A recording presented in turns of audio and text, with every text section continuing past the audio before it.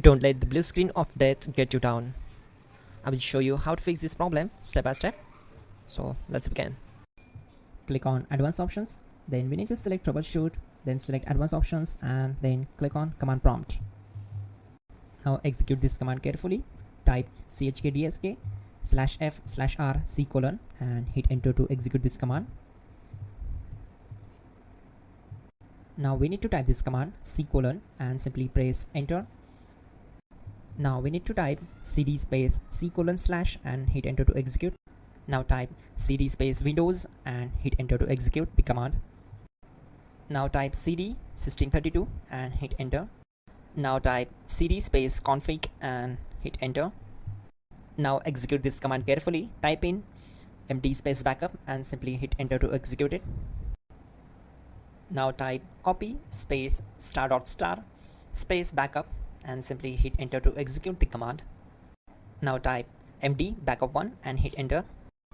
Once we are here, we need to execute this command. Type copy space *** space backup1 and then press enter from your keyboard to execute this command. Type in cd space regback and hit enter to execute the command. Then type dir and simply hit enter. Now type copy space *** space ... and hit enter. Then type all and hit enter. Now type bootrec space /fixmbr and hit enter to execute the command. Type bootrec space /fixboot and hit enter. Now type in cd space c:/ and simply hit enter to execute the command. Now type this command cd space Windows /system32 /config /regback and simply hit enter to execute the command.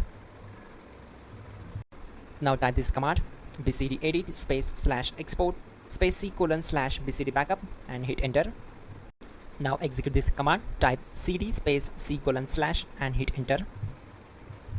Now type this command md space boot and simply hit enter. Now type cd space boot and simply hit enter. Now type md space bcd and simply hit enter to execute this command.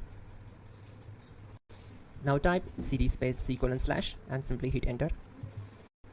Type attrib c:/boot /bcd -h-r-s and hit enter. Now execute this command. Type ren space c:/boot /bcd space bcd.old. Then simply hit enter to execute this command. And once done, let's move to the next command. Now execute this command. Type bootrec space /rebuild bcd and simply hit enter to execute this command. Now type exit and simply hit enter. Now click on continue. It will restart your system. So that's it guys, your problem is solved and you're good to go.